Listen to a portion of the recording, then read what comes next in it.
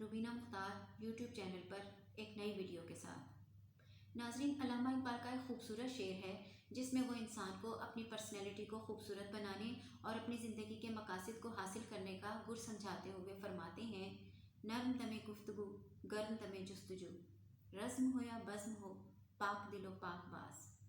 नर्म तमे गुफ्तगू से मुराद जो आप बात करते हैं, जब आप किसी से बात करते हुए कोई अल्फाज इस्तेमाल करते हैं, जो आपका लहजा है और जो आपका बात करने का अंदाज़ है वो इतना खूबसूरत और इतना पुरअसर होना चाहिए कि लोग अपने काम काज छोड़कर आपकी बात सुनने लगें। और जिस मकसद के लिए आप किसी को कोई बात समझा रहे हैं या किसी पॉजिटिव काम के लिए किसी को मोटिवेट करना चाह रहे हैं, तो उस पर आपकी बात का इतना असर हो कि वो आपकी बात मानने के लिए तैयार हो जाए और आपकी बात के ज़रिए लोगों की ज़िंदगियों में तब्दीलियाँ आ जाएं। गर्म तमे जुस्तजू यानी कि आप एक दफ़ा फ़ैसला कर लें कि जब आपने किसी मकसद को हासिल करना है, उसके लिए आपने दिन रात मेहनत करनी है, दिन रात कोशिश करनी है, तसल्सल के साथ लगे रहना है और पीछे नहीं हटना। जब तक आप अपना वो स्पेसिफ़िक मकसद हासिल नहीं कर लेते, अपनी ज़िंदगी में कामयाबी हासिल नहीं कर लेते, आपने लगे रहना है और आपने रास्ते की रुकावटों की परवाह नहीं करनी। मुसलसल इस जद्दोजहद में और कोशिश में लगे रहना है। फिर रज़्म हो या बज़्म हो, हालात चाहे आपकी फ़ेवर में हों चाहे आपकी फ़ेवर में ना हो, आपने घबराना नहीं। अगर वक्त बुरा है तो अच्छा भी आता है। आपने हिम्मत नहीं हारनी। जब तक आप अपने मकासद में कामयाब नहीं हो जाते, आपने घबराना नहीं है। आपने तसल्सल के साथ लगे रहना है, डटे रहना है।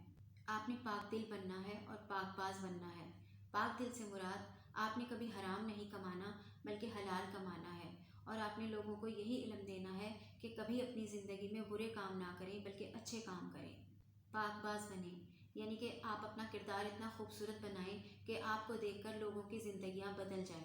यहाँ अल्लामा इकबाल फरमाते हैं, निगाह बुलंद सुखन दिल नवाज जांपुर सोज, यानी कि जब आप अच्छा सोचते हैं, बिग ड्रीमिंग करते हैं, अच्छी गुफ्तार वाले बनते हैं और जांपुर सोज बनते हैं, यानी कि आप अपॉर्चुनिटी को ज़ाया नहीं करते, उससे फ़ायदा उठाते हैं।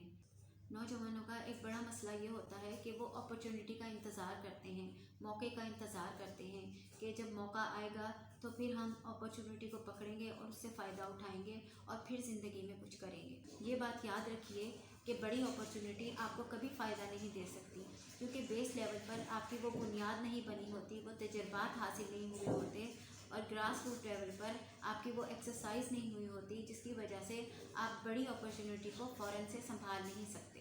यही है रफ्ते सफ़र मीरे कारवां के लिए। जब आप इन तमाम स्टेप्स को फॉलो करते हैं तो आप सबकी नज़र में एक लीडर बनते हैं। हमें अपनी इंटेलेक्चुअल ग्रोथ पर काम करने की ज़रूरत है, हमें अपनी एजुकेशन पर काम करने की ज़रूरत है, हमें अपनी यूथ को आगे लाने की ज़रूरत है। ये एक पैगाम जो अल्लामा इकबाल ने अपने इस शेर में दिया है वो आपके सामने पेश किया है। Thanks for watching.